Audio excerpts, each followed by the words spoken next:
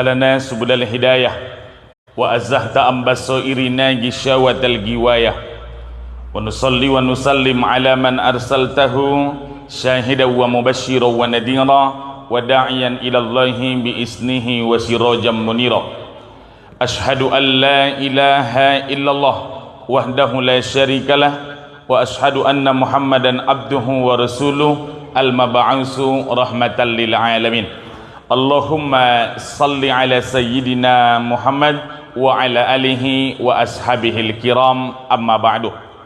Sama-sama kita muliakan Bapak Imam kita, Imam Masjid Jami'atuz Zahidin, yang mulia Bapak-bapak serta ibu-ibu baik yang ada di masjid maupun yang sedang menyaksikan di rumah, rahimakumullah.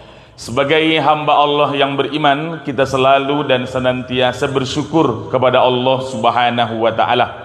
Alhamdulillah, atas izin Allah kita masih bisa menikmati hidup dan kehidupan, diberikan Allah kesehatan dan keluangan waktu, diberikan kita nikmat iman dan Islam, sehingga kita bisa melaksanakan aktivitas, rutinitas dan juga kegiatan ubudiyah kita kepada Allah Subhanahu wa taala. Mudah-mudahan apapun yang kita laksanakan ini merupakan bagian dari amal dan ibadah kita di bulan Jumadil Akhir ini. Amin ya rabbal alamin. Selanjutnya salawat dan salam sama-sama kita haturkan keharibaan Nabi besar Muhammad sallallahu alaihi wasallam. Allahumma salli ala sayyidina Muhammad wa ala ali sayyidina Muhammad. Hadirin jamaah salat zuhur rahimakumullah. 2 pekan yang lalu kajian kita berkisar tentang penyakit hati, tapi itu kita pending dulu. Kita bahas sekarang adalah tentang muhasabah, tentang pergantian tahun. Ada beberapa poin yang ingin Ustaz sampaikan. Mudah-mudahan selepas ceramah ini kita sadar apa yang sudah kita perbuat, bagaimana cara kita untuk menghadapi hari esok, hari kiamat, apa yang sudah kita lakukan. Jamaah yang mulia, dalam Al-Quran di surat Al-Hasyr, urutan surat yang ke-59, nomor ayat yang ke-18. Ayat ini sangat familiar dan sangat terkenal, mungkin diantara kita banyak yang hafal. A'udzubillahi minasyaitonirrajim. Bismillahirrahmanirrahim. Ya ayyuhalladzina amanuttaqullah. Wahai orang-orang yang merasa dirinya beriman, wahai orang beriman. Dalam ilmu tafsir pernah kita kaji, kalau ayat dimulai dengan ya ayyuhan nas, berarti ayat itu Makkiyah, turun sebelum Nabi hijrah ke Madinah. Ayat-ayat yang dimulai dengan ya ayyuhalladzina amanu adalah Madaniyah, dan ayat itu turun selepas Nabi hijrah ke Madinah Al-Munawwarah. Ya ayyuhalladzina amanu, wahai orang yang merasa dirinya beriman, ittaqullah, takutlah kepada Allah, wal tanzur nafsum ma qaddamat ligad. Hendaklah seseorang memperhatikan apa yang sudah dia lakukan, apa yang sudah dia amalkan, apa yang sudah dia kerjakan ligad, untuk kelak bekal dia menghadap Allah di hari kiamat. Ayat ini menjelaskan kepada kita harus berpikir, kita harus merenung apa yang sudah kita perbuat, apa yang sudah kita amalkan, apa yang sudah kita kerjakan. Ketika nanti berjumpa dengan Allah Subhanahu wa taala, sudah siapkah persiapan itu? Sudah siapkah amal itu? Apa yang sudah kita lakukan untuk hari esok? Wattaqullah. Diingatkan lagi, 2 disebutkan Allah di sini, 2 kata ittaqullah. 2 kali diulang. Ya ayyuhalladzina amanuttaqullah. Wahai orang beriman, takut kepada Allah. Wal tanzur nafsum ma qaddamat lighad. Seseorang harus memikirkan apa yang sudah dia lakukan, apa yang sudah dia amalkan, apa yang sudah dia kerjakan untuk bekal dia lighad kelak di hari kiamat. Wattaqullah, takutlah kepada Allah. Innallaha khabirum bima ta'malun. Allah maha teliti dengan apapun yang engkau lakukan, dengan apapun yang engkau amalkan, dengan apapun yang engkau kerjakan. Poinnya, ayat ini menyuruh kita untuk merenung. Kalau nanti kita menghadap Allah, ketika nanti kita dipanggil menghadap Allah, apakah sudah siap amal yang sudah kita lakukan? Begini Bapak Ibu, satu ilustrasi dan perbandingan. Satu saat ketika kita pulang kampung di Lebaran, kita akan merasa malu ketika kita pulang, kita tak membawa apa-apa. Bahkan banyak orang yang mau minjam sama rentenir, minjam 5 juta harus ganti 7 juta biar ada persiapan ketika hendak pulang kampung di waktu Lebaran. Maknanya Ada perasaan malu ketika pulang kampung, ketika tak ada perubahan, ketika tak membawa apa-apa. Nanti tetangga ngomong apa? Nanti orang tua ngomong apa? Kau merantau 12 tahun, pulang itu terus bajumu. Apa mau kita bilang? Maksudnya, ketika pulang kampung kita merasa malu kalau tak membawa apa-apa.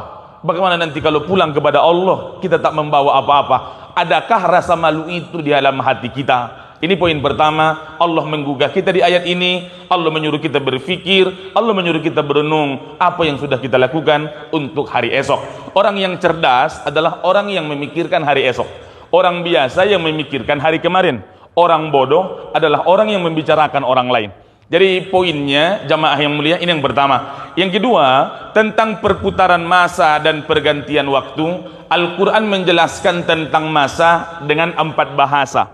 Yang pertama, maklum ya, mik kita ini la yamutu wa la yahya, tidak bermutu, kurang biaya. Ada namanya diksi Al-Quran tentang masa disebut dengan ad-dahari. Oke, kita lanjutkan setelah yang berikut ini.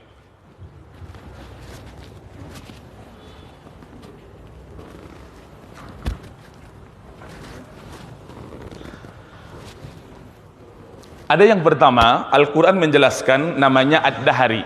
Ad-dahari itu artinya masa sejak alam raya tercipta tapi kita tak merasakannya. Namanya ad-dahari.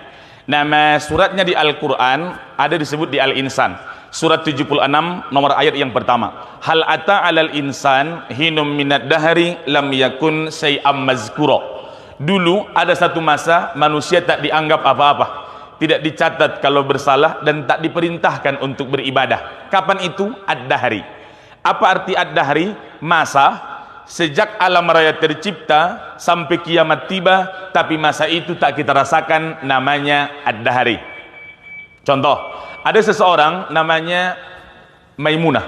Si Maimunah ini misalkan lahir dia 1973. Pertanyaannya, apakah 1968 dia rasakan atau tidak?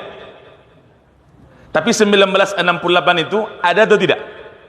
Ada, masanya ada, cuma tak dirasakan. Meninggallah dia misalkan 2018. 2020 masa itu masih ada enggak? Masih, tapi tak dia rasakan lagi. Namanya ad-dahari. Masa yang sudah ada sejak alam raya tercipta sampai kiamat tiba, tapi masa itu tak kita lalui, namanya ad-dahari. Misal, saya lahir tahun 92. Tahun 90 ada nggak masa itu? Ada. Tapi apakah saya merasakan? Dalam bahasa India, nehi, ndah. Atau meninggal misalkan 2030. 2031 masa itu masih ada, tapi tak dirasakan lagi, maka disebut dengan ad-dahri. Atau yang kedua, ada yang disebut dengan al-asri. Al-asri artinya masa yang dilalui, yang dilewati oleh manusia. Maka Al-Quran bersumpah dengan ini. Nama suratnya Al-Asri, surat 103 nomor ayat yang pertama. Wal asri, demi apa itu wal asri? Demi masa. Sebelum pengajian jawaban kita begitu, demi masa. Tapi ketika kita telaah, wal asri artinya demi masa, dalam kurung masa yang dilalui oleh manusia. Jadi sejak lahir sampai meninggal dunia, masa yang dia lewati itu namanya al asri. Masa yang tak dia lalui namanya ad-dahari. Pertanyaannya, kita diminta tanggung jawab al asri atau ad-dahari? Al asri. Sekarang ini ad-dahari atau al asri? Al-asri, karena masa yang kita lalui. Ada yang ketiga, diksi Al-Quran tentang time, tentang masa, namanya al-ajalu. Al-ajalu artinya masa berakhir sesuatu. Maka di Al-A'raf surat yang ke-7 ayat 34, walikulli ummatin ajal, semua kita punya ajal, ada masa berakhirnya. Fa idza jaa ajaluhum, kalau masa berakhir itu sudah datang, la yastakhiruna sa'ah wa la yastaqdimun, tak bisa maju, tak bisa mundur walau hanya sesaat. Dan ajal itu rahasia Allah, tak tahu kita kapan dan siapa yang duluan. Mungkin jamaah duluan, ustaz terakhir, atau sebaliknya, jamaah yang duluan, ustaz yang terakhir, atau ustaz yang terakhir, jamaah yang duluan. Jadi al-ajal artinya masa berakhir sesuatu. Tapi ada yang keempat, namanya al-waktu. Ini yang diserap ke bahasa Indonesia, al-waktu namanya. Waktu itu maksudnya masa yang selalu bertukar dan berputar, dan masa itu tidak mungkin terulang lagi, namanya al-waktu. Saya ulang, waktu artinya masa yang selalu bertukar dan berputar, dan masa itu tidak mungkin terulang kembali. Contoh, salat zuhur tanggal 28 Desember 2022 cuma yang inilah, dan itu tidak mungkin terulang sampai kiamat tiba. Orang bilang, besok kan salat zuhur masih ada. Iya, tapi udah beda, sudah tanggal 29. Besoknya masih ada zuhur. Iya, masih udah beda, tanggalnya udah beda. Tapi kalau disebut tanggal 28 Desember 2022, salat subuhnya cuma yang tadi, dan itu tidak mungkin terulang lagi sampai kapanpun. Walaupun bulan depan salat subuh masih ada, tapi bulannya udah beda. Besok salat subuh masih ada, harinya udah beda. Dari waktu itu artinya masa yang selalu bertukar dan berputar, dan itu tidak mungkin terulang kembali. Dan Bapak jamaah yang mulia, apa yang bisa kita pelajari dari poin kedua, bahwa perputaran masa, pergantian waktu mengajarkan kepada kita apa yang sudah kita lalui, kelak apa yang akan kita kerjakan, itu semua akan diminta LPJ, laporan pertanggungjawaban di sisi Allah Subhanahu wa taala. Maka dalam hadis yang sangat populer tentang muhasabah, khairun nas, khair artinya baik, nas artinya manusia, khairun nas